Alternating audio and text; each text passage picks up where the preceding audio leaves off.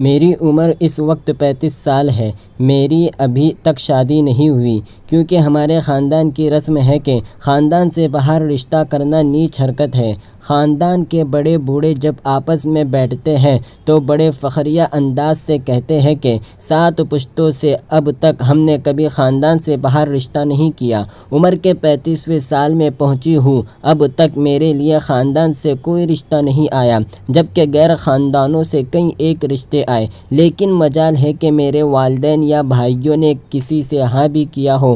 میرے دلی جذبات کبھی اس حد تک چلے جاتے ہیں کہ میں راتوں میں چیخ چیخ کر آسمانوں سر پر اٹھاؤں اور دہاڑے مار مار کر والدین سے کہوں کہ میرا گزارا نہیں ہو رہا، خدا را میری شادی کرا دے، اگرچہ کسی کالے کلوٹے چور سے ہی سہی، لیکن حیا اور شرم کی وجہ چپ ہو جاتی ہے۔ میں اندر سے گھٹ گھٹ کر زندہ لاش بن گئی ہوں۔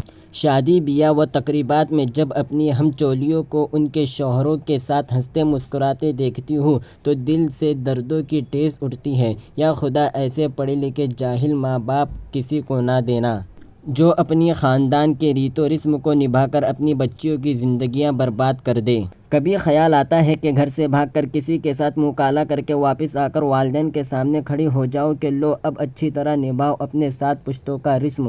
کبھی خیال آتا ہے کہ گھر سے بھاگ جاؤ اور کسی سے کہوں مجھے بیوی بنا لو، لیکن پھر خیال آتا ہے اگر کسی برے انسان کے ہتھے چڑھ گئی تو میرا کیا بنے گا۔ میرے درد کو مسجد کا مولوی صاحب بھی جمعہ کے خطبے میں بیان نہیں کرتا۔ اے مولوی صاحب، ذرا تو بھی سن، رات کو جب ابا حضور اور اماں ایک کمرے میں سو رہے ہوتے ہیں، بھائی اپنے اپنے کمروں میں بھابھیوں کے ساتھ آرام کر رہے ہوتے ہیں، تب مجھ پر کیا گزرتی ہے وہ صرف میں اکیلی ہی جانتی ہوں۔ اے حاکم وقت، تو بھی سن لے، فاروق اعظم کے زمانے میں رات کے وقت جب ایک عورت نے درد کے ساتھ یہ اشعار پڑھے جن کا مفہوم یہ تھا: اگر خدا کا ڈر اور قیامت میں حساب دینے کا ڈر نہ ہوتا تو آج رات اس چرپائی کے کونوں میں ہلچل ہوتی، مطلب میں کسی کے ساتھ کچھ کر رہی ہوتی۔ فاروق اعظم نے جب اشعار سنے تو تڑپ اٹھے اور ہر شوہر کے نام حکم نامہ جاری کیا کہ کوئی بھی شوہر اپنی بیوی سے 3 مہینے سے زیادہ دور نہ رہے۔ اے حاکم وقت، اے میرے ابا حضور، اے میرے ملک کے مفتی اعظم،